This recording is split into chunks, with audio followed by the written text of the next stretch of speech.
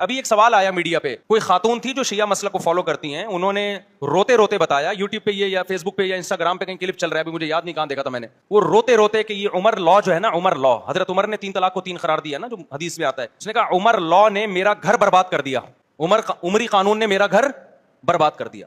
شیعہ لوگ 3 طلاق کو 3 نہیں مانتے, وہ بھی ایک ہی کہتے ہیں, اور بعض کہتے ہیں ایک بھی نہیں ہوتی, دونوں مسلک ہیں ان میں. اس نے کہا عمری قانون نے میرا گھر کیا کر دیا. وہ خاتون سنی تھی, بعد میں شاید شیعہ ہو گئیں, تو وہ روتے روتے بتا رہی ہیں کہ مجھے حلالے پر مجبور کیا, کسی اور کے بستر کی بہت سی عورتیں زینت بنتی ہیں عمری قانون کی وجہ سے, اور پھر اس سے طلاقیں لے کے پہلے شوہر کے پاس جاتی ہیں. یہ عمری قانون ہے جو عورتوں کا زندگی تباہ و برباد کر رہا ہے, اور کتنا اچھا قانون ہے کہ 3 دے دی تو پھر بھی رجوع کا حق ہے.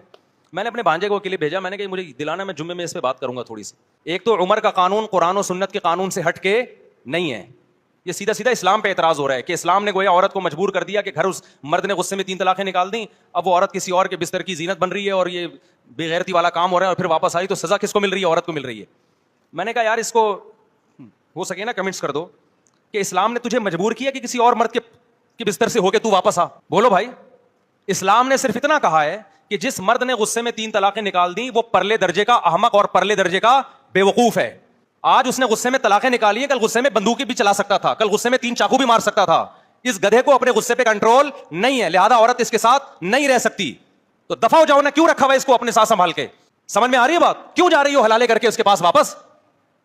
اسلام نے تو دروازہ بند کیا, وہ تو ایک آپشن دیا ہے کہ اگر عدت کے بعد کسی اور مرد سے نکاح ہو جائے, اس سے بھی نہ بنے تمہاری, اس کا مطلب تمہاری کسی سے بن نہیں رہی ہے. اب دوبارہ اس پہلے شوہر کے پاس جاؤ گی تو 20 دفعہ سوچ سمجھ کے جاؤ گی کہ بھائی غلطی کس کی تھی, میں نے غصے پہ مجبور کیا تھا اس کو. اور پھر بھی اسلام نہیں کہتا کہ جاؤ, اسلام کہتا ہے مت جاؤ, کہیں اور شادی کرو یا اسی کے ساتھ رہو.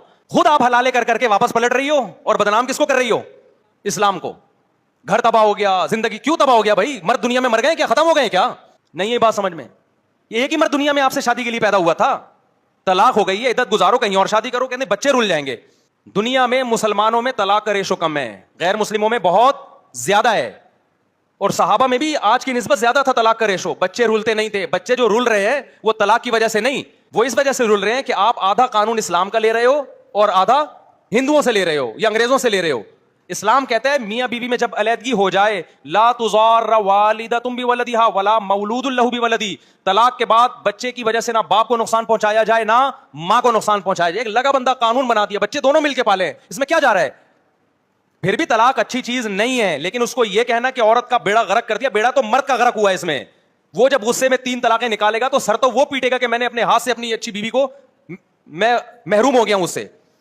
اور جب محلے پڑوس میں پتا چلے گا اس نے غصے میں 3 نکالی ہیں اور اس کا یہ حشر ہوا ہے کہ واپسی کا آپشن بند, تو 100 دفعہ آدمی طلاق کا لفظ نکالتے ہوئے سوچے گا کہ نہیں سوچے گا.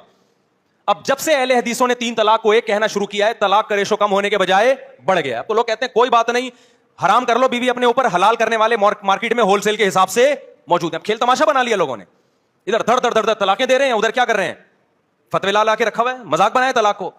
اور یہ بھی ایک بات بتا دوں, اس میں ہمیں وہ عورتیں تو نظر آتی ہیں جو 3 طلاق کے بعد رو رہی ہوتی ہیں. بہت سی ایسی عورتیں ہیں جو مرد نے غصے میں 3 نکال دی, عورت ہنس رہی ہوتی ہے کہ جان چھوڑ گئی میری اس آدمی سے. نہیں یہ بات سمجھ میں, کیونکہ اسلام میں نکاح ختم کرنے کا حق مرد کے پاس ہے. عورت کے لیے مرد سے جان چھڑانا اسلام میں آسان نہیں ہے. تو یہ آسانی اسلام نے ایسے رکھ دی کہ غصے سے مغلوب شخص خود ہی زبان سے نکال دے گا, بعد میں پچھتاتا پھرے گا, لیکن عورت کی جان چھوٹ جائے گی.